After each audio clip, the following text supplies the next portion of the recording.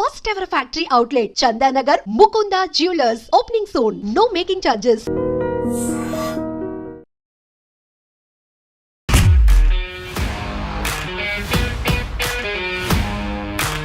నమస్తే, నేను Kavitha. Welcome to iDream Money Matters with Anil AKV. Simplifying money, one episode at a time. మనతో పాటుగా ఉన్నారు అనిల్ గారు.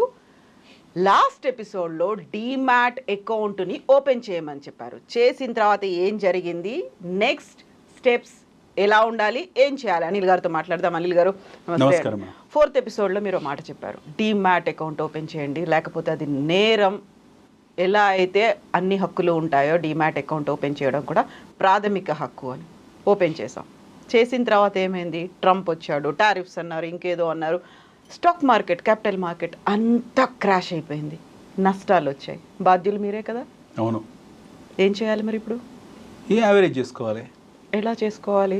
మీరు డీమ్యాట్ అకౌంట్ లాస్ట్ టైం మనం మాట్లాడుకున్నాం. మనం ఏం మాట్లాడుకున్నాము, ప్రతి మనిషికి డీమ్యాట్ అకౌంట్ అనేది ప్రాథమిక హక్కు. ఆధార్ కార్డు లాగా ప్రతి ఒక్కరు కూడా డీమ్యాట్ అకౌంట్ ఓపెన్ చేయాలి, సిస్టమేటిక్ ఇన్వెస్ట్మెంట్ ప్లాన్ చేసుకోవాలి. సో పడ్డ ప్రతిసారి కొనుక్కునే అవకాశం ఉంటుంది అని మనము మాట్లాడుకున్నాం. అంటే లిటరల్లీ మనం మాట్లాడిందంటే బాటమ్ ఫిషింగ్ గురించి మాట్లాడడం. బాటమ్ ఫిషింగ్ అంటే మార్కెట్స్ పడ్డప్పుడు బై చేయడం. అంటే నీళ్ళు ఎండిపోయినప్పుడు చేపలు ఈజీగా దొరుకుతాయి కదా, గాలం వేసుకోవాల్సిన అవసరం లేదు, నెల బురదలది పట్టుకునే అయిపోతుంది చేతులతో. So markets, there are 2 kind of markets. 2 రకాల బుల్ మార్కెట్స్ ఉంటాయి. ఒకటి సెక్యులర్ బుల్ మార్కెట్, ఒకటి ఫండమెంటల్ బుల్ మార్కెట్. ఈ పదాలు బాగా వినాలి, మన శ్రోతలు ప్రేక్షకులు కూడా ఇది అర్థం చేసుకోవాలి. One is secular bull market, one is fundamental bull market. Secular bull market అంటే ప్రపంచంలోని ఎలాంటి విషయాలతో సంబంధం లేకుండా అన్ని మార్కెట్స్ వాటి ఫండమెంటల్కు అతీతంగా పరిగెత్తడం. Okay, that's heard bull run అంటారు దాన్ని. మనకు ఈ బుల్ రన్ ఎప్పుడు చూసామనంటే బేసికలీ 2006-7-8లో చూసాం. బిఫోర్ సబ్ప్రైమ్ క్రైసిస్ కన్నా ముందు కూడా సెక్యులర్ బుల్ మార్కెట్ చూసాం. సెక్యులర్ బుల్ మార్కెట్ భారతదేశం మార్కెట్ కూడా పరిగెత్తింది, చైనా మార్కెట్ పరిగెత్తింది, అమెరికన్ మార్కెట్ పరిగెత్తింది. ఇవన్నీ లిక్విడిటీ డ్రివెన్ మార్కెట్స్. అంటే మార్కెట్లో లిక్విడిటీ ఉంది, సో వాళ్ళందరి ఈక్విటీస్ రోబస్ట్గా రోజుగా కనబడ్డాయి. Irrespective of markets, irrespective of fundamentals, వాళ్ళ మార్కెట్లో డబ్బులు పంపు చేశారు. సో ఇది ఫండమెంటల్ ఉందా, దీని ప్రాఫిట్ ఎర్నింగ్ రేషియోస్ కరెక్ట్గా ఉన్నాయా, ఇవన్నీ ఎవరు చూడలేదు.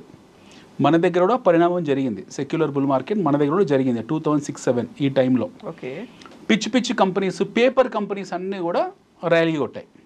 అంటే ఫండమెంటల్స్ సంబంధం లేకుండా. ఎస్పెషలీ మీకు రిలయన్స్ గ్రూప్ కంపెనీ చెప్తాను. There was a company by name RNRL, Reliance natural resources limited అని ఒక కంపెనీ ఉండేది, పేపర్ కంపెనీ. అది కూడా మీకు ఫండమెంటల్స్కి అతీతంగా ర్యాలీ వెళ్ళింది. సో ఇందులో ఈ అలాంటి మార్కెట్లో ఎలాంటి సంస్థలు పరిగెడుతున్నాయి ఏంటనేది సంబంధం లేకుండా దే హ్యావ్ ర్యాలీడ్. దాని తర్వాత దెర్ వాజ్ ఎ కరెక్షన్. 2008లో ఒక పెద్ద మార్కెట్ క్రాష్ అయింది. ఆ మార్కెట్ క్రాష్ మనం సబ్ప్రైమ్ క్రైసిస్ అందాం. కాసేపు అది వాస్తవం, అది సబ్ప్రైమ్ క్రైసిస్. అమెరికాలో వచ్చిన ఆర్థిక మాంద్యం ప్రపంచవ్యాప్తంగా దాని ప్రభావం చూపించింది. అప్పుడు సెక్యులర్ బేర్ మార్కెట్ వచ్చింది. There was something called a secular bull market, there is something called a secular bear market. అంటే మళ్ళీ ఫండమెంటల్స్కి అతీతంగా ప్రతి మార్కెట్ కూడా పడిపోయింది. ఇండియా లాంటి దేశాలకు, మన లాంటి దేశాలకు అమెరికాలో జరిగిన ఆర్థిక మాంద్యంతాలకు విశేష ప్రభావాలు అంటూ ఏమీ లేవు. బట్ స్టిల్ మన మార్కెట్స్ భయంకరంగా క్రాష్ అయ్యాయి. కరెక్షన్ కాదు, క్రాష్ అయ్యాయి. సెక్యులర్ బేర్ మార్కెట్లోకి వెళ్ళాం మనం అందరం కూడా. 2008 జనవరి నుండి మొదలు పెడితే ఆల్మోస్ట్ 2009 వరకు 2 years మనకు సెక్యులర్ బేర్ మార్కెట్ ఈ ఫేజ్లోకి వెళ్ళాము. ఈ టైంలో అక్యుములేషన్ చేసుకున్న వాళ్ళు ఎవరైతే ఉన్నారో, అంటే ఎస్పెషల్ ఇది ఫండమెంటల్స్ గమనించి వాటి పీ రేషియోస్ దృష్టిలో పెట్టుకొని ఎవరైతే స్టాక్స్ని అక్యుములేట్ చేసుకున్నారో అవన్నీ తర్వాత కాలంలో మల్టీ బ్యాగర్స్ అయ్యాయి. అంటే 10x, 20x, 30x అలా పెరుగుకుంటూ వెళ్ళిపోయాయి. ఓకే. సో ఈ సెక్యులర్ బుల్ మార్కెట్లో ప్రపంచం అంతమైపోతుంది, ఆర్థిక మాంద్యం ప్రపంచం మొత్తాన్ని అతలాకుతలం చేసేస్తుంది, తినేస్తుంది, జీర్ణి చేసుకుంటుంది అని భయపడ్డ వాళ్ళు ఎక్కువ శాతం అనలిస్టులు. రీటైల్ ఇన్వెస్టర్స్ కాదు, ఎక్కువ శాతం భయపడింది అనలిస్టులు. ఎందుకంటే వాడి విజ్ఞానం ఎక్కువైపోయింది, నాలెడ్జ్ ఎక్కువైపోయింది. పై చార్ట్స్ ముందు పెట్టుకొని చూస్తూ ఒక టెక్నికల్ అనలిస్ట్ అంటాడు, వాడు ఫండమెంటల్ అంటాడు, పిచ్చి పిచ్చిగా మాట్లాడారు. ఈ రోజు అన్ని లెక్కలేసుకున్న తర్వాత చేశారు. బట్ బ్లైండ్ ఫోల్డెడ్ ఎవరైతే మంచి సంస్థల్లో ఎంచుకొని అందులో ఇన్వెస్ట్ చేసుకుంటూ వెళ్ళారో, మంచి సంస్థలు ఏంటనే విషయం కూడా మనం చర్చిద్దాం ఈ చర్చలో భాగంగా. ఎవరైతే ఇన్వెస్ట్ చేసుకుంటూ వెళ్ళారో over a period of time వాళ్ళకు మల్టీబ్యాగర్ రిటర్న్స్, అంటే మంచి బ్రహ్మాండమైన ఎక్స్పోనెన్షియల్ రిటర్న్స్ వచ్చాయి. చెత్త కంపెనీస్ అన్ని మార్కెట్ నుంచి వాష్ అవుట్ అయిపోయాయి.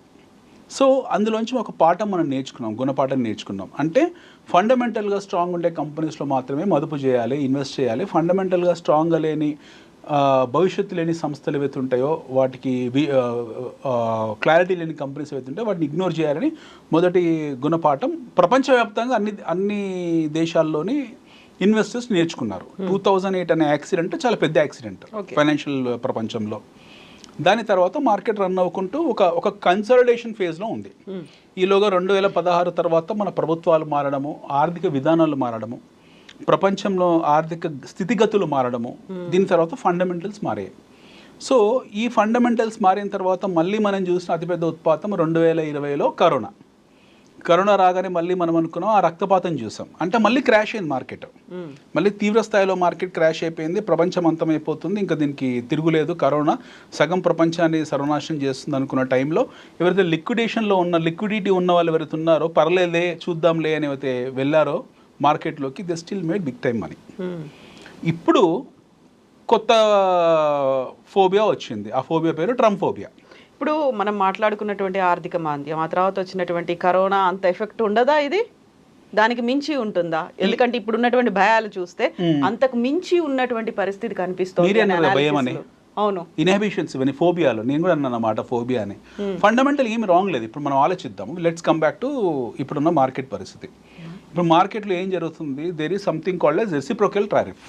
అంటే అమెరికా వాడు ఏమన్నాడు, మీరు నా మీద 30% పన్నులు విధించారు, దానికి 30% పన్నులు మేము విధిస్తున్నామని ప్రపంచంలో ఉన్న 204 దేశాల్లో 185 కరెన్సీలు రిజిస్టర్ అయ్యాయి, గుర్తింపబడ్డాయి. 180 కరెన్సీల తాలూకు మార్కెట్స్ మీద అతను రెసిప్రోకల్ టారిఫ్స్ పెట్టాడు. ఒక రకంగా చెక్ పెట్టే ప్రయత్నం పెట్టాడు. అంటే మీరు మాకు ఉత్పత్తి ఏది పంపించినా సరే దాని మీద మీరే విధించిన పన్నులు మేము విధిస్తామని పెట్టాడు. ఇక్కడ వరకు బాగానే ఉంది. So there are some countries, చిన్న దేశాలు కొన్ని ఉన్నాయి, అంటే అసలు అమెరికాకి ఎలాంటి ఉత్పత్తులు ఇవ్వవు, అవి ఎలాంటి ఎగుమతులు ఇవ్వవు, వాళ్ళ మీద కూడా ఈయన టారిఫ్ పెట్టుకున్నాడు. ఇప్పుడు ఇక్కడ మనకి ఇష్యూ ఎక్కడ వచ్చిందంటే చైనాతో వచ్చింది. చైనాతో ఎందుకు ఇష్యూ వచ్చిందంటే చైనా వెంట ఆన్ రిటాలియేషన్. టారిఫ్కు కౌంటర్ టారిఫ్ని రిటాలిటరీ టారిఫ్ అంటాం మనం. అంటే reciprocal tariff, basic tariff versus టారిఫ్ని కౌంటర్ టారిఫ్ చేస్తారు. ఈయన ఏం చేశాడు, కౌంటర్ టారిఫ్ని రెసిప్రోకల్ టారిఫ్ కింద తీసుకొచ్చాడు. రెసిప్రోకల్ టారిఫ్ని చైనా ఏం చేసింది, రిటాలియేట్ టారిఫ్ చేసింది. అంటే ప్రతిదాడికి ఇంకొక ప్రతిదాడి. ఈ దాడులు ఎలా జరిగాయి చూడండి. మొదటిసారిగా ఈయన రెసిప్రోకల్ టారిఫ్ పెట్టారు, వాళ్ళు కూడా రియాక్ట్ అయ్యారు, రిటాలియేట్ టారిఫ్ పెట్టారు 30%. ఈయన దాన్ని మళ్ళీ పెంచాడు, 104% తీసుకెళ్ళాడు. వాళ్ళు దాన్ని 84% చేశారు. ఇప్పుడు ఈయన 145% చేశాడు, వాళ్ళు 125% చేశారు.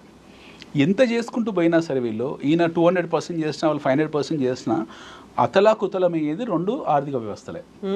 ఎందుకంటే China is absolutely indispensable from America when it comes to exports.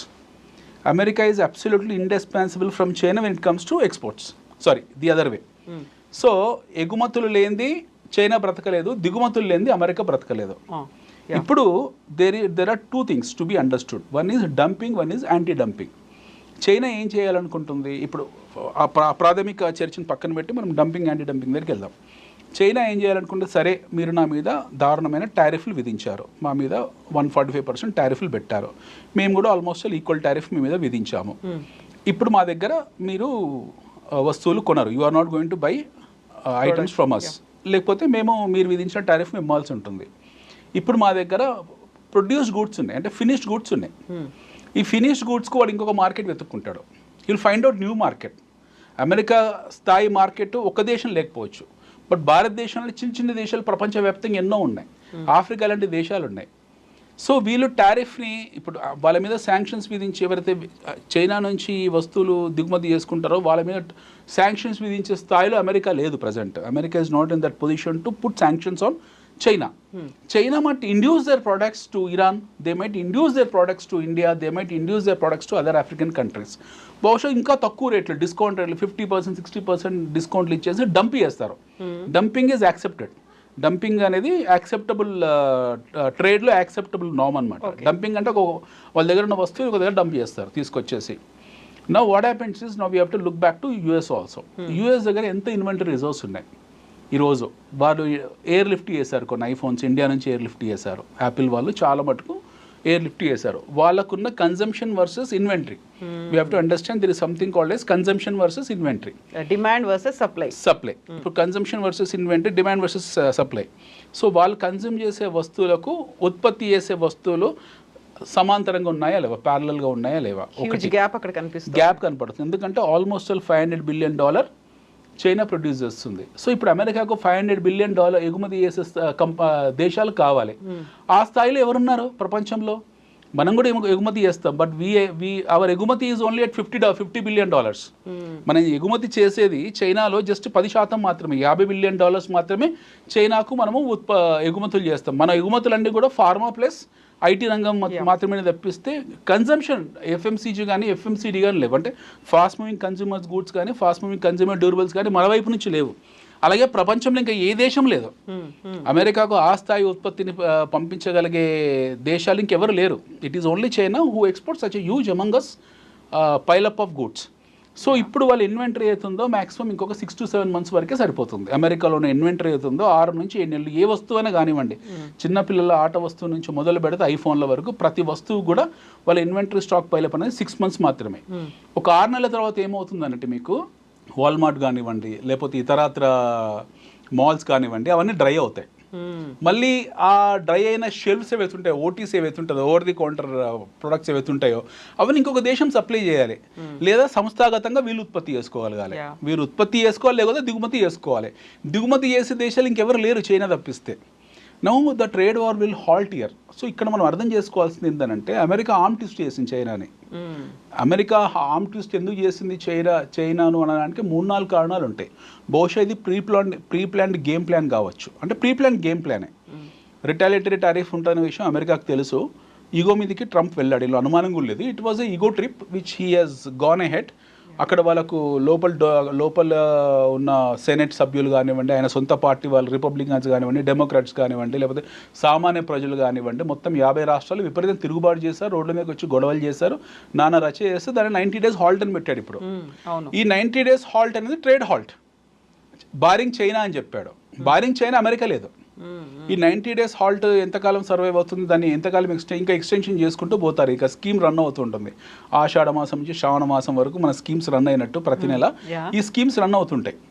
So nothing to worry about this particular event which is happening now, which is a temporary blip for capital markets. Capital మార్కెట్స్లో ఏమవుతుందంటే there are 2 kinds of investors. One is retail investor, the other one happen to be the FI అంటాం మనం, foreign institution investor. ప్రతి దేశంలో ఎఫ్ఐస్ ఉంటారు, retail investors ఉంటారు. అమెరికాలో జరిగిన అమ్మకాల్లో 3 రకాల అమ్మకాలు జరిగాయి. ఒకటి foreign institution investor, domestic institution investor as well as retailers. ఈ ముగ్గురు ఒకేసారి అమ్మకాలకు పాల్పడ్డారు. అంటే భయంతో, మా ఎకానమీ మొత్తం రెసిషన్కి వచ్చేసింది అన్న భయంతో వాళ్ళు అమ్మకాలకు పాల్పడ్డారు. ఆ రెసిషనరీ ఫియర్స్ డిప్రెషన్ ఫియర్స్ వరకు వెళ్ళింది. అంటే 1929లో అమెరికాలో వచ్చిన గ్రేట్ డిప్రెషన్స్ తాలూకు డిప్రెషన్ మళ్ళీ అమెరికాలో వస్తుందా, అంటే పూర్తిగా స్తంభించిపోతుందా, ఆర్థిక వ్యవస్థ చితికిపోతుందా అన్న స్థాయిలో భయభ్రాంతులకు అమెరికన్ ప్రజలు గురయ్యారు. కానీ ట్రంప్ డెఫినెట్లీ ఆయన ఇంటెన్షన్ అది కాదు. అమెరికన్ ఎకానమీని రెసిషన్కి తీసుకెళ్ళడం అనేది ఆయన ఉద్దేశం అని ఉండొచ్చు. బట్ డిప్రెషన్ వరకు తీసుకెళ్ళిపోతే మొత్తం వ్యవస్థ అతలాకుతలం అయిపోతుంది. They will go for mad dogs. But అది కాదు. ఆయన ఏంటంటే బెదిరించాలని చూశాడు, భయపెట్టించాడు, కార్నర్ చేశాడు. కార్నర్ అయిన వాళ్ళందరూ రిటాలియేట్ చేయడం మొదలుపెట్టారు.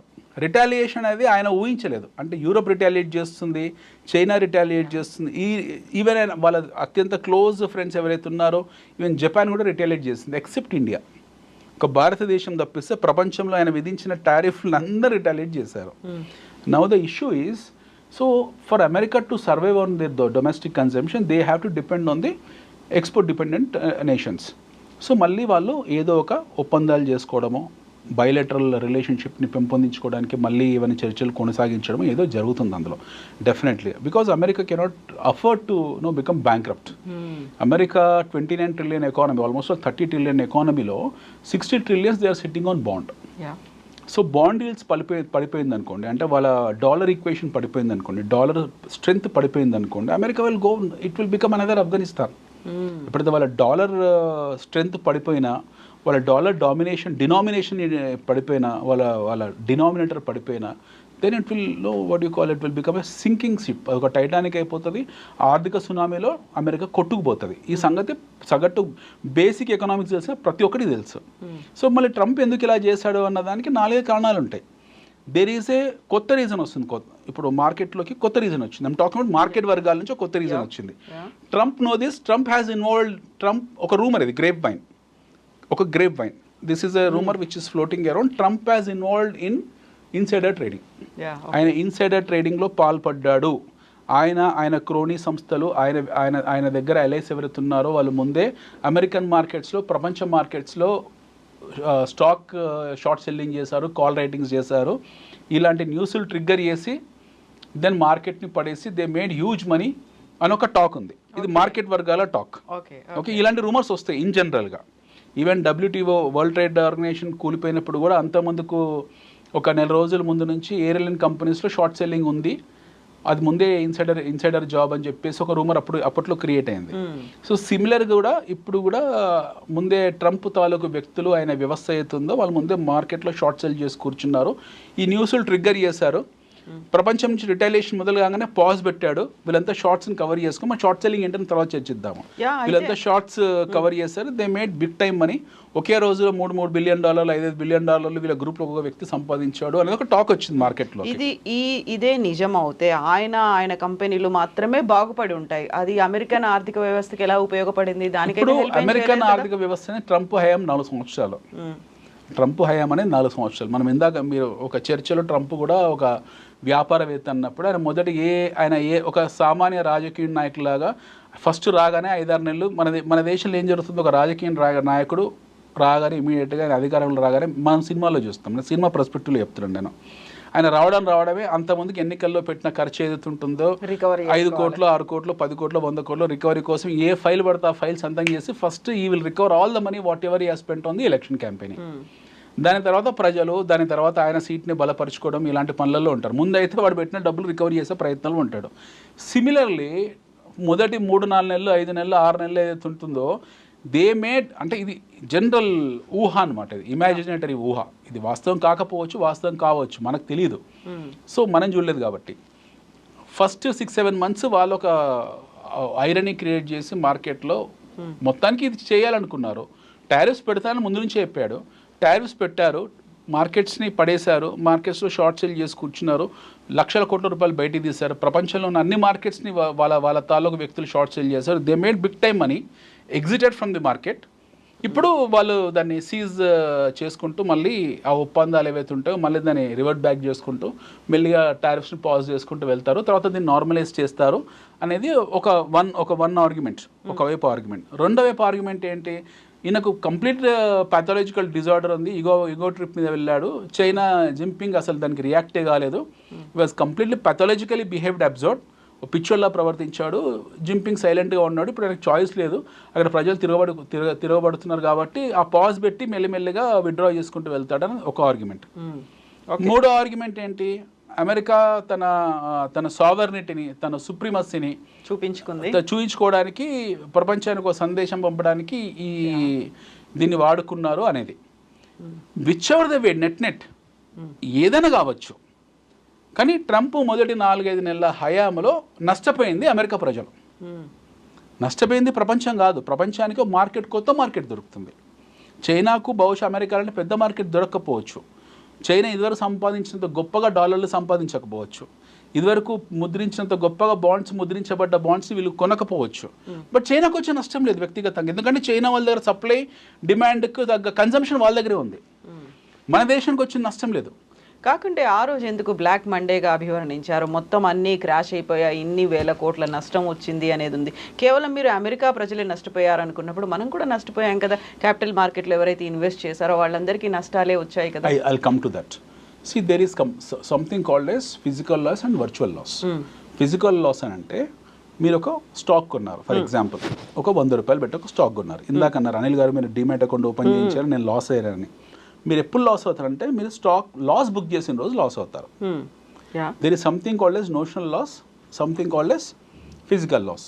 మీరు ఒక స్టాక్ కొన్నారు, ఒక 100 రూపాయలు ఇన్వెస్ట్ చేశారు మార్కెట్లో. ట్రంప్ రావడంతోనే మార్కెట్ పాజిటివ్ నోట్లో పైకి వెళ్ళింది. ఆ 100 110 రూపాయలు అయింది. ట్రంప్ మొదటిసారి టారిఫ్ విధించాడు, అది 105 రూపాయలు అయింది. రెండోసారి చైనా వాడు రిటాలియేట్ అయ్యాడు, అది 100 రూపాయలు అయింది. ట్రంప్ మళ్ళీ టారిఫ్ విధించాడు, 95 అయింది. చైనా మళ్ళీ రిటాలియేట్ చేసింది, అది 90 రూపాయలు అయింది. ఇప్పుడు ట్రంప్ ఏం చేశాడు, 90 రూపాయలు మీ స్టాక్ ఎప్పుడు 90 రూపాయలకు వచ్చిందో పాజ్ అన్నాడు. రేపు ఈ రోజంతా date 14th April, 14th April, రేపు 15th ఏప్రిల్ మార్కెట్ ఓపెన్ ఒక మీకు నిఫ్టీ 500 పాయింట్స్ పెరిగింది అనుకోండి టుమారో. ఎందుకంటే పాజ్ ఎఫెక్ట్ నేను ఈ రోజు ఈ లాస్ట్ 3 డేస్, ఈ రోజు అంబేద్కర్ జయంతి రోజు మార్కెట్ హాలిడే, బట్ రేపు మార్కెట్ ట్యూస్డే మార్కెట్ ఓపెన్ కాగానే మీకు మళ్ళీ సెన్సెక్స్ ఒక 1000 పాయింట్ ర్యాలీ కొట్టింది అనుకోండి, మీ లాసెస్ కవరే మీ ప్రాఫిట్లోకి వెళ్తారు. మళ్ళీ రేపు పొద్దున ట్రంప్ ఇంకో మాట అంటాడు, మళ్ళీ 5% లాస్లోకి వస్తారు, మళ్ళీ 5% పాజిటివ్గా వెళ్తుంది. You have to ignore this volatility. కాకపోతే ఇప్పుడు మనకు అసలే స్టాక్ మార్కెట్లలో ఇన్వెస్ట్ చేయడమే తెలియదు. బోల్డ్ అంతమంది ఏవేవో నెగటివ్ అన్ని చెప్పిన తర్వాత అనిల్ గారు చెప్పారు ఇన్వెస్ట్ చేయమన్నారు. ఒక శుభమాని నేను ఇన్వెస్ట్ చేసేసాను, టక్కన పోయింది. పక్కన వాళ్ళు చెప్తూనే ఉన్నారు వద్దురా బాబు అంటుంటే ఇన్వెస్ట్ చేశారు. చూసారా ఇన్ని హెడ్ ఏక్స్ ఉన్నాయి కదా, వై షుడ్ ఐ కంటిన్యూ అనేది వస్తుంది కదా అక్కడ. నేను అనేది ఏంటంటే స్టాక్ మార్కెట్లో ప్రతిదీ లీస్ట్ అయింది, మ్యూచువల్ ఫండ్లో ఎన్ఏవి అని కనపడుతుంది మీకు. స్టాక్ మార్కెట్లో ఏం జరుగుతుంది, మీరు కొన్న మీరు పెట్టిన పెట్టుబడి మీకు ప్రత్యక్షంగా కనపడుతుంది. దాని ఒడిదొడుకులు విక్స్ తెలుస్తుంది. అంటే వాలటైల్ ఇండెక్స్ని బట్టి మీ స్టాక్ ప్రైసెస్ అన్ని ఒడిదొడుకులు ఈసీజీ గ్రాఫ్లో కిందికి మీదకి వెళ్తుంటాయి. ఒకటి మ్యూచువల్ ఫండ్ కొన్నారు, దాన్ని ఎన్ఏవి అంటాం, నెట్ అసెట్ వాల్యూ, అది కూడా కిందికి మీదకి మార్కెట్స్ని బట్టి వెళ్తూ ఉంటుంది.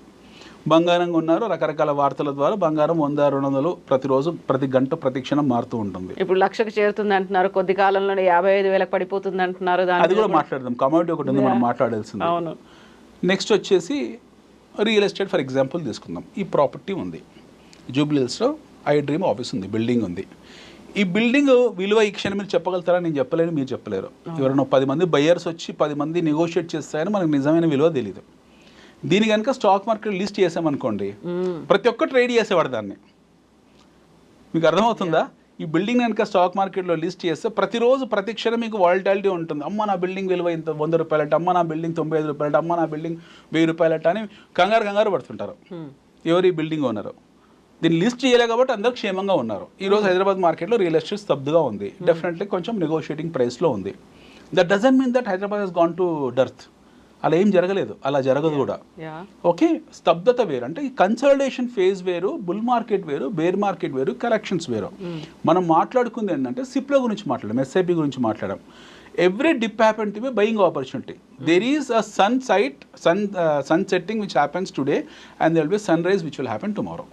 స్టాక్ మార్కెట్లో కూడా మార్నింగ్ 9 గంటల 15 నిమిషాలకు ఓపెన్ అవుతే 3:30 క్లోజ్ అవుతుంది. ఈ మధ్యలో మీకు కొన్ని లక్షల మంది కొన్ని కోట్ల ట్రాన్సాక్షన్స్ చేస్తారు. మీ స్టాక్ 100 సార్లు వాలటాలిటీకి గురవుతుంది. ఒకసారి క్రాష్ అవుతుంది, ఒకసారి లేస్తుంది, ఇవన్నీ చేస్తాయి. We're not looking at to that. మనకు దాంతో సంబంధం లేదు. మనకు కావాల్సింది ఏంటంటే దీర్ఘకాలికంగా 5 ఏళ్ళలో 10 ఏళ్ళలో మీరు ఒక కార్పస్ తయారు చేసుకోవాలనుకున్నప్పుడు ఈ పడ్డ ప్రతిసారి బై చేసుకుంటూ మీరు వాల్యూమ్ పెంచుకుంటూ పోవాలి. నేనేం చేస్తాను తెలుసా, మనం బ్లాక్ మండే రోజు నేను కొనుక్కున్నాను. I bought it Black Monday. నేను ఇలాంటి బ్లాక్ మండేలో ప్రతి సంవత్సరం 4-5 ఉండాలి నేను కోరుకుంటాను మనస్ఫూర్తిగా. I personally feel that there has to be Black Monday. ఎందుకంటే యాజ్ ఇన్వెస్టర్కి ఎప్పుడు రాగద్వేషాలు ఉండకూడదు, ఇన్వెస్టర్కి ఎప్పుడు ఎమోషనల్ అటాచ్మెంట్ ఉండకూడదు. ఇన్వెస్టర్ చాలా డబ్బు పరంగా ఆలోచించాలి. ఇన్వెస్టర్ ఎప్పుడు రాటు తెలిపోయి ఉండాలి. ఇన్వెస్టర్ ఎప్పుడు మార్కెట్లో బ్లడ్ బాత్ ఉండాలనే కోరుకోవాలి. I'm talking from investor point of view. Trader వేరే ఉంటాడు, ట్రేడర్ వేరు. ట్రేడరు అమ్మడం కొనడము, డెరివేటివ్స్, నిఫ్టీ వాడు బొంద ఏవో చేసుకుంటూ పోతాడు. మనకు వాళ్ళతో సంబంధం లేదు. We're talking only about investors. Investor అనే వ్యక్తి దీర్ఘకాలికంగా వచ్చే 5 ఏళ్ళు 10 ఏళ్ళు ఇన్వెస్టర్ ఎందుకు ఇన్వెస్ట్ చేస్తాడు? నా పిల్లల చదువు కోసము, నేను ఇల్లు కొనుక్కోవడం కోసమో లేదా నా అవసాన దశలో నా రిటైర్మెంట్ కోసమో నా ఆరోగ్యం కోసం నా పిల్లల భవిష్యత్తు కోసం నా మనవరాల భవిష్యత్తు కోసం ఇన్వెస్ట్ చేస్తారు. దాని టైం హొరైజన్ ఉంటుంది. 5 ఏళ్ళు 10 ఏళ్ళు 15 ఏళ్ళు 20 ఏళ్ళు టైం హొరైజన్ ఉంటుంది. మీరు చరిత్రలో చూపించండి, లాస్ట్ 100 years స్టాక్ మార్కెట్ చరిత్రలో చూపించండి. You take any mutual fund 20 ఏళ్ల క్రితము ఉన్న ఎన్నేవి 20 ఏళ్లలో ఎన్ని జరిగి ఉంటాయి? 2004 నుంచి 2024, 2005 నుంచి 2025 ఈ 20 ఏళ్ల కాలంలో ఎన్ని జరిగి ఉంటాయి?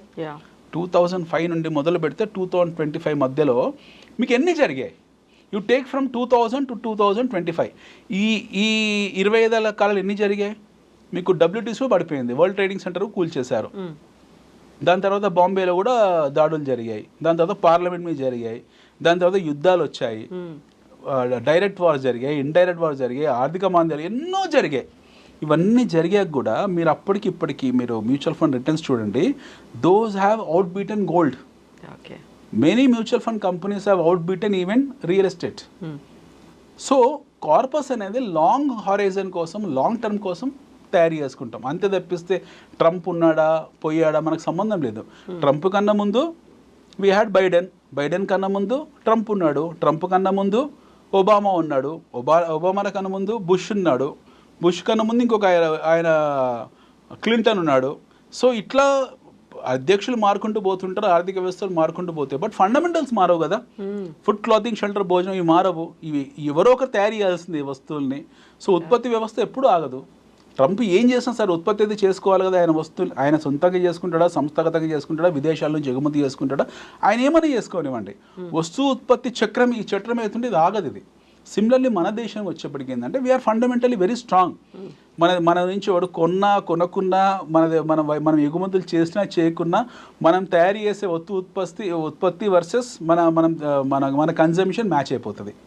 సో మనం చూసుకోవాల్సిందే మన దగ్గర ఉన్న ఫండమెంటలీ స్ట్రాంగ్ కంపెనీస్ ఏవైతే ఉన్నాయో, ఫండమెంటల్గా స్ట్రాంగ్ ఉన్న కంపెనీస్లో మనం ఎస్ఐపి ఒక దీర్ఘకాలికంగా 5 ఏళ్ళు 10 ఏళ్ళు చేసుకుంటూ పోయినప్పుడల్లా మనకు ఒక పెద్ద కార్పస్ అవుతుంది. ఆ పెద్ద corpus we will enjoy over a period of time. So Black Monday అంటారా, బ్లాక్ మండేస్ ఒక ఇన్వెస్టర్ పాయింట్ ఆఫ్ వ్యూలో మనం గుండె మీద చేసుకొని చెప్తున్నాను, రావాలని కోరుకుంటాను. ఒక వరంలా బ్లాక్ మండే, ఇలాంటి బ్లాక్ మండే, బ్లాక్ ఫ్రైడేస్ వచ్చాయి అనుకోండి, మీరు ఇమ్మీడియట్గా పోయి అందులో డబ్బులు పడేసేయాలి. ఎందుకంటే తాత్కాలికం, ఆ ఒక్కరోజు మాత్రమే Black Monday. Those are not Black Tuesday, those are not Black Fridays, those are not Black Wednesdays. This Black Monday happen to be single day event. ఆ సింగిల్ డే ఈవెంట్ జరిగింది కాబట్టి ఒక గొప్ప అవకాశం వచ్చింది. ఆ ఒక్కరోజు మాత్రమే తాత్కాలికంగా మీకు మార్కెట్స్ పడ్డాయి. ఇదొకటి. రెండోది, కొంతమంది ప్రశ్న అడుగుతారు, బేర్ మార్కెట్ ఉంది కదా అంటారు ప్రజెంట్. ఎస్, మార్కెట్లో కరెక్షన్స్ ఉంటాయి. You cannot see everyday full moon. ప్రతిరోజు మనం పౌర్ణమి చూడం కదా, అమావాస్య కూడా మధ్య మధ్యలో వస్తుంది. మీరు ఒక పీక్ స్టేజ్లో లా ఆఫ్ యావరేజింగ్ ఎలా ఫంక్షన్ అవుతుందంటే, ఒక పీక్ స్టేజ్లో తెలియకుండా మార్కెట్స్ 26,000 27,000 నిఫ్టీ ఉన్నప్పుడు ఇన్వెస్ట్ చేశారు, మార్కెట్స్ కరెక్ట్ అయ్యాయి, మీ ఫండ్స్ అన్నీ కూడా 30-40% కరెక్ట్ అయ్యి ఉండొచ్చు ఈ 1 year కాలంలో. బట్ మీ టైం హరైజన్ 1 year కాదు, మీ time horizon 5 to 6 years. A bear market ప్రపంచవ్యాప్తంగా 2-3 సంవత్సరాల కన్నా ఎక్కువ లేదు. సో ఈ బేర్ మార్కెట్లో people need to understand that you are investing in a bear market. Okay, if you ask me, even 26,000 Nifty is also part of bear market. ఇది హాస్యాస్పదంగా ఉంటుంది వినడానికి కూడా. మనం మొన్న చూసిన నిఫ్టీ పీక్స్ ఏవైతే ఉన్నాయో రీసెంట్గా market lifetime highs, LTH అంటాం మనము, ఈ లైఫ్ టైమ్ హైస్ కూడా part of bear market.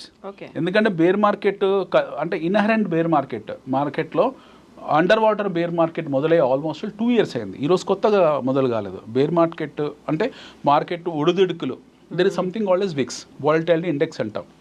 Bear మార్కెట్లో షార్ట్ కవరింగ్ ద్వారా వచ్చిన ర్యాలీ చూసాం మనం లాస్ట్ ఇయర్. షార్ట్ కవరింగ్ అంటాం అది. షార్ట్ సెల్లింగ్ చేసి కవర్ చేసి, షార్ట్ సెల్లింగ్ చేసి కవర్ చేసుకుంటూ వెళ్ళారు. సో ఆ బేర్ మార్కెట్ తాలూకు పీక్స్ ఏవైతే చూసామో 26,000 నిఫ్టీ అవుతుందో, that happen to be bear market peak. That is not bull market. ఇంతవరకు మనం బుల్ మార్కెట్ చూడలేదు ఈ రోజు వరకు కూడా. జెన్యూన్లీ ఇండియా బుల్ మార్కెట్ చూడలేదు ఇప్పటిదాకా చూడలేదు.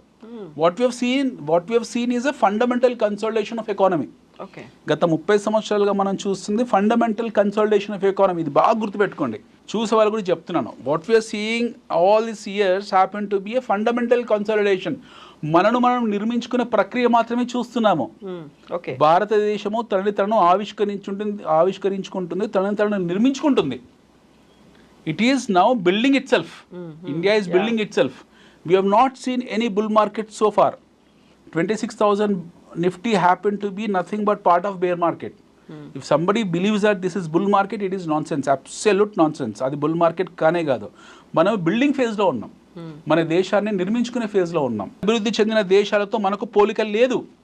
ఈ భూమి మీద అభివృద్ధి చెందిన ఐరోపా దేశాలు మీకు స్వీడన్ కానివ్వండి, ఫ్రాన్స్ కానివ్వండి, ఇటలీ కానివ్వండి, జర్మనీ కానివ్వండి, నార్వే కానివ్వండి, ఫిన్లాండ్ కానివ్వండి, బ్రిటన్ కానివ్వండి, ఇటు ఏషియాకు వచ్చేప్పటికి మీకు తైవాన్ కానివ్వండి, సింగపూర్ కానివ్వండి, హాంకాంగ్ కానివ్వండి, సౌత్ కొరియా కానివ్వండి, జపాన్ కానివ్వండి, ఫర్ దట్ మ్యాటర్ చైనా కానివ్వండి, కింద న్యూజిలాండ్, ఆస్ట్రేలియా, అటు వెళ్తే అమెరికా కానివ్వండి, కెనడా కానివ్వండి, ఈ దేశాలతో మనకు పోలిక లేదు. This are happen to be developed economies. వాళ్ళ standard of living utmost the best. So అలాంటి స్థాయి రోడ్లు మనకు లేవు, అలాంటి స్థాయి ఎయిర్పోర్ట్స్ మనకు లేవు, అలాంటి స్థాయి పబ్లిక్ ట్రాన్స్పోర్టేషన్ మనకు లేదు, అలాంటి స్థాయి లైఫ్ స్టైల్ మనకు లేదు, అలాంటి స్థాయి ఇన్ హౌస్ కిచెన్స్ మనకు లేవు, అలాంటి స్థాయి వేరే వార్డ్రోబ్స్ లేవు, అలాంటి స్థాయి వాష్రూమ్స్ లేవు. We're very primitive. వాళ్ళతో కంపేర్ చేస్తే మనం పాతరాతి యుగంలో ఉన్నాము. సో ఎవరన్నా ఈ 30 సంవత్సరాలు ఈ ప్రగతిని చూసి ఇది బుల్ మార్కెట్ అనుకుంటే అది పిచ్చిదనం. అది సో బుల్ మార్కెట్ అంతా పైకి వెళ్తోంది, రన్లో ఉంది అనేటువంటి వార్తలు కూడా కనిపిస్తున్నాయి కదా. గ్రాఫ్ విపరీతంగా పెరిగిందని ఇలా అప్ ఆరో మార్క్స్ చూపిస్తుంటారు కదా. Consolidation phase. See we're on a liquidity driven market for all this years. మన దేశంలో గత 30 సంవత్సరాల్లో జరుగుతున్నాయి కూడా liquidity driven markets. Liquidity driven markets అంటే విదేశీ పెట్టుబడి సంస్థాగత పెట్టుబడిదారులు ఉంటారు. There somebody called as FIs. So ఈ ఎఫ్ఐస్ అనే వాడికి మనసు ఉండదు. ఇందాక బ్లాక్ మార్కెట్లో బ్లాక్ ఫ్రైడేలో ఇన్వెస్ట్ చేయాలని మనం ఎలా అనుకున్నామో, ఈ ఎఫ్ఐస్ అనే వాళ్ళకు హార్ట్ అనేది ఏమి ఉండదు. They are very clear business people. మీరు వాళ్ళకి సొమాలియాలో స్టాక్ మార్కెట్ పెట్టండి, సొమాలియా మీద ఒక పెద్ద రీసెర్చ్ రిపోర్ట్ ఇచ్చేసి పైరెట్లు అనే వాళ్ళు చాలా గొప్ప వాళ్ళు, పైరెట్ అనేది చాలా గొప్ప వ్యాపారము, ఈ పైరసీని మించిన వ్యాపారం ప్రపంచంలో లేదని చెప్పేసి ఒక రీసెర్చ్ రిపోర్ట్ ఇచ్చి అక్కడ 1,00,000 కోట్లు పడేసి ఆ మార్కెట్ లిఫ్ట్ చేస్తారు. Okay, this is how they function. Lift చేసి అదొక పీక్స్లోకి వెళ్ళిన తర్వాత అక్కడ నుంచి ఎగ్జిట్ వెళ్ళిపోతారు. వాళ్ళకి కావాల్సింది తీసుకొని ఎగ్జిట్ అయిపోయి మిగతా ఇన్వెస్టర్స్ అందరినీ కూడా ఫండమెంటల్లీ రాంగ్ కంపెనీస్లో లేదా ఫండమెంటల్లీ గుడ్ కంపెనీస్లో హై వాల్యుయేషన్స్లో వాళ్ళని ఇరికిచ్చేసి వెళ్ళిపోతారు. So what happens is there is something called as liquidity funds. ప్రపంచ వ్యాప్తంగా మీకు ఒక $5 trillion లిక్విడ్ ఫండ్స్ ఉన్నాయి. $5 trillion, not 1 or 2 rupees or 100-200 billions కాదు, $5 trillion లిక్విడ్ ఫండ్స్ ఉన్నాయి ప్రపంచవ్యాప్తంగా. కొన్ని ఫండ్స్ ఈక్విటీ మార్కెట్లోకి వస్తాయి. ఒక $500 billion ఈక్విటీ మార్కెట్స్లో తిరుగుతూ ఉంటాయి. ఎప్పుడు ఒక $500 billion ఎప్పుడు క్రూడ్లో ఉంటాయి, ఒక $1 trillion ఎప్పుడు కమోడిటీలో ఉంటాయి, ఇలా తిరుగుతూ ఉంటాయి. ఈ ఫండ్స్ అనేవి దానికంటూ ఒక స్టాగ్నేటెడ్ ప్లేస్ ఉండదు, దానికంటూ ఒక విశ్వాసపాత్రమైన దాని విశ్వాసం ఉండదు ఆ ఫండ్కు. That fund is highly unloyal. That fund happen to be highly trustworthy కాదు అది. సో ఈ ఫండ్స్ అన్నీ ఏం చేస్తారంటే, ఈ ఫండ్స్ ప్రపంచంలో అన్ని దేశాలకు వెళ్తూ ఉంటాయి. సో వాళ్ళకి ఇక్కడ మంచి మార్కెట్ కనపడింది, షార్ట్ టర్మ్గా సంవత్సరం 2 సంవత్సరాల్లో డబ్బులు సంపాదించుకోవచ్చు అనుకున్న టైంలో ఆ మార్కెట్లోకి వెళ్తారు, రీసెర్చ్ రిపోర్ట్స్ వదులుతారు. India GDP 10%, India GDP 20%, Indian functions ఇలా ఉన్నాయి, ఇండియన్ కంపెనీస్ అలా ఉన్నాయని చెప్పేసి మూకుమ్మడికి వస్తారు. వాళ్ళు వచ్చేసి డంప్ చేస్తారు డబ్బులు ఒకేసారి. 10 లక్షల కోట్లు 15 లక్షల కోట్లు డంప్ చేస్తారు. 30%, 40%, 50% రిటర్న్ వాడికి వచ్చిన తర్వాత మార్కెట్ వాడి లిక్విడిటీ డ్రైవ్ ద్వారా మార్కెట్ పీక్స్లోకి వెళ్తాయి. అవుట్ ఆఫ్ ఫండమెంటల్స్ అవుతాయి అవి. కంపెనీస్ కూడా కాస్ట్లీ కనపడతాయి. దెన్ దే ఎగ్జిట్, మార్కెట్లోంచి ఎగ్జిట్ వెళ్ళిపోతారు. ఎగ్జిట్ ఎక్కడికి వెళ్ళిపోతారు, మళ్ళీ వాళ్ళకి ఆ ఫండ్ వాటిని పార్కింగ్ ఫండ్స్ అంటాం. వాడికి ఏదో మార్కెట్ దొరుకుతుంది, ఆ మార్కెట్లో వెళ్ళిపోతాడు, ఎక్కడికి వెళ్ళిపోతాడు వాడు. సో ఈ ప్రాసెస్లో వాడు షార్ట్ సెల్ చేస్తాడు, వాడు హెడ్జ్ చేస్తాడు, వాడు స్ట్రాంగిల్ అంటాడు, వాడు కరెన్సీ హెడ్జ్, అన్ని రకాల డ్రామాలు చేస్తారు వాళ్ళు. సో మనం ఈ రోజు వరకు చూసింది కూడా రీటైల్ పార్టిసిపేటరీ బుల్ మార్కెట్ కాదు. ఎందుకంటే మన ఇండియాలో రీటైల్ పార్టిసిపేషన్ అనేది లెస్ దెన్ 10% ఉంది. మన మార్కెట్స్లో our participation is less than 10%. అందులో 8% డార్మెంట్ అకౌంట్సే. అంటే యాక్టివ్ పార్టిసిపేషన్ ఓన్లీ 2% మాత్రమే ఉంది. మీకు అర్థమవుతుంది నేను చెప్పేది. So we have some 12-13% total demat accounts which are participating in stock markets, in which you almost have 70% dormant accounts, అంటే డెడ్ అకౌంట్స్. మీరు నేను అందరం అకౌంట్లు ఓపెన్ చేస్తాం ఎవడో చెప్పాడని చెప్పి అందులో మనం ట్రేడ్ చేయం, పాడు చేయం, వదిలేస్తాం దాన్ని. సో యాక్టివ్ ట్రేడర్స్ వచ్చేసి మీకు లెస్ దెన్ 2% ఉంది. అంటే 2-3 కోట్ల మందే ఉన్నారు యాక్టివ్గా ట్రేడ్ చేసేవాళ్ళు. అంటే ఇన్వెస్ట్ ఉంటే ఉండొచ్చు, బట్ యాక్టివ్ ట్రేడర్స్. బట్ మన ట్రేడింగ్ ఫినామినాని, అంటే మన ట్రేడింగ్ మెకానిజంని మన రీటైల్ ఇన్వెస్టర్స్ డిసైడ్ చేయరు. దీన్ని డిసైడ్ చేసేది big muscle. big hands, who has got money Power pockets, money power. They have money power, they have muscle power, they can manipulate the market whenever they wish. So వాళ్ళు వస్తారు, మార్కెట్లో participate చేస్తారు, profit book చేసుకుంటూ వెళ్తూ ఉంటారు. So ఇవన్నీ మనం last 30 yearsలో చూసినంతా కూడా ఫండమెంటల్స్కు యాడ్ అయిన లిక్విడిటీ డ్రివెన్ మార్కెట్. మన ఫండమెంటల్స్ బాగున్నాయి, సేఫ్గా ఉన్నాయి, గవర్నమెంట్ పాలసీస్ బాగున్నాయి. టు వెరీ లార్జ్ ఎక్స్టెంట్ మనకు పాలసీ పెరాలసిస్ ఉన్నా సరే చాలా విషయాల్లో still we're fundamentals are okay, వస్తున్నారు, పెడుతున్నారు, తీసుకుంటున్నారు, వెళ్ళిపోతున్నారు. సో దీనివల్ల మనము మన ఇంటర్నల్ ఎకానమీకి వచ్చేప్పటికీ, మన మైక్రో ఎకానమీకి వచ్చేప్పటికీ ఈ బుల్లు బేరని మనం చూస్తున్నాం. We're called as emerging markets. But developed economies ఏవైతే ఉంటాయో వాటిని ఈ పెద్ద పెద్ద ఫైనాన్షియల్ ఇన్స్టిట్యూట్స్ డిసైడ్ చేయలేరు. ఎందుకంటే రీటైల్ పార్టిసిపేషన్ ఎక్కువ ఉంటుంది. 60-70% రీటైల్ పార్టిసిపేషన్ ఉంటుంది.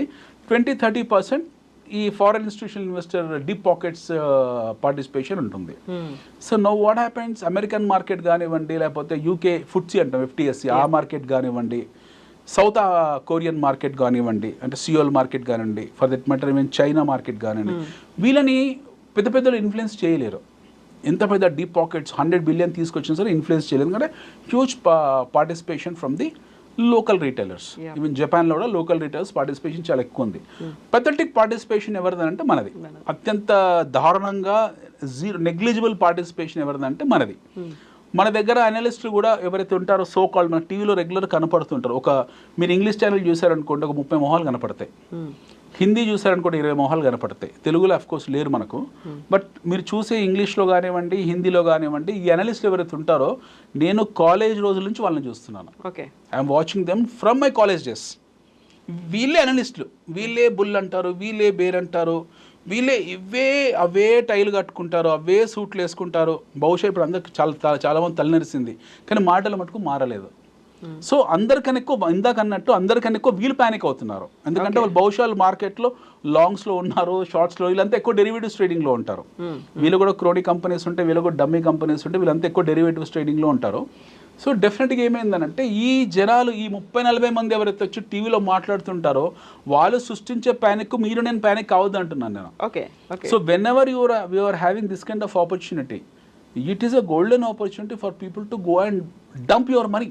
ఇప్పుడు నాకు నష్టం వచ్చింది అయినప్పటికీ నేను కంటిన్యూ అవ్వాలి. అబ్సల్యూట్లీ. మీరు వాట్ నష్టం you have seen is only notional loss.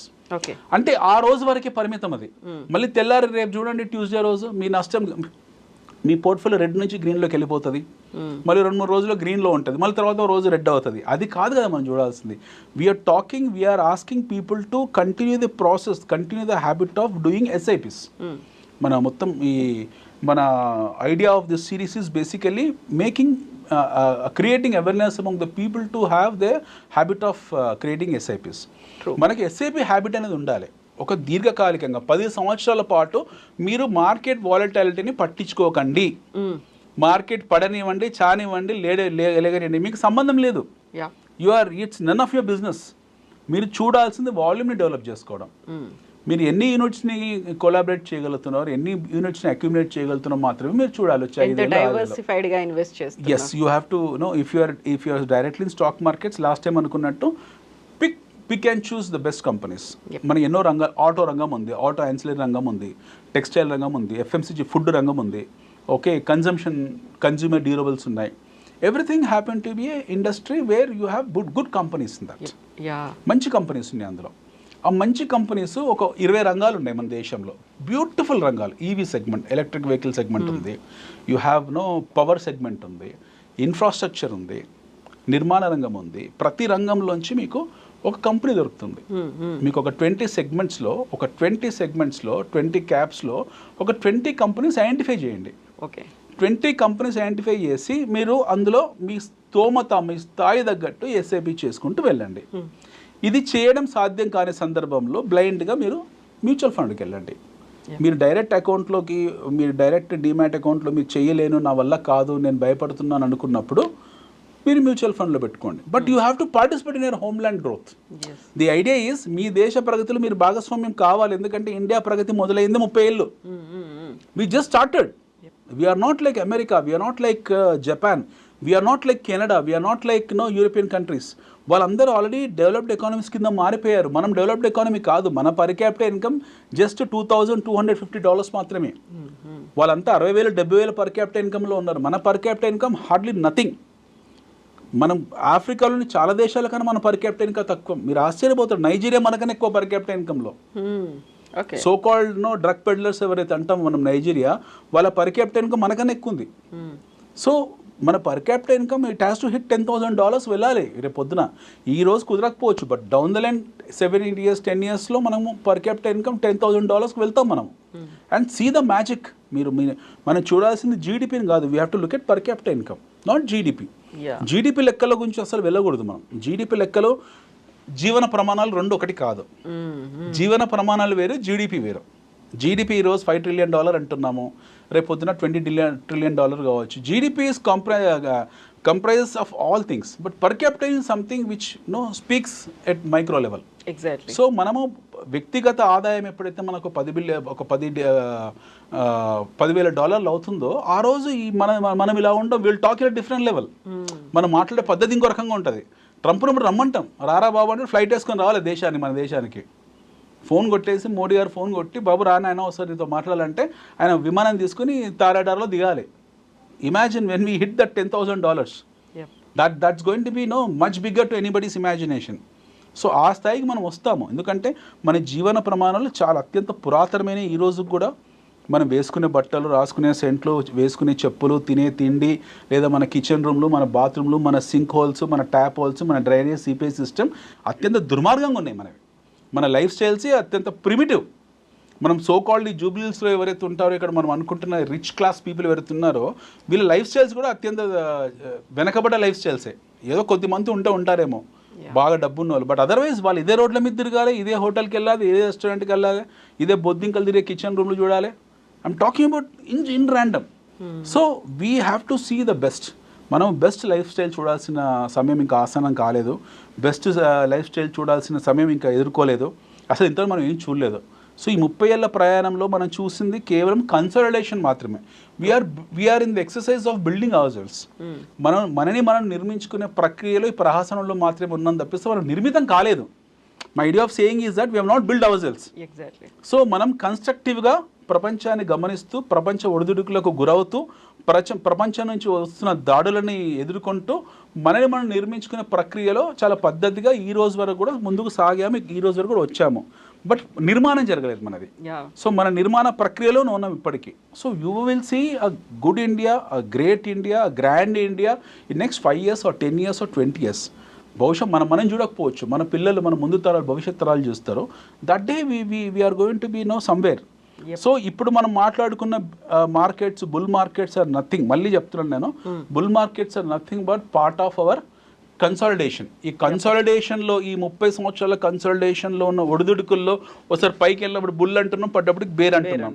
So ఈ అనలిస్ట్లో పిచ్చి వాగడాన్ని కొంచెం పక్కన పెట్టేసి మీరు గ్రాండ్ ఇండియాని, గ్రేట్ ఇండియాని ఒక 30 ఏళ్ల దృష్టికోణంతో చూస్తే మీకే అర్థమవుతారు.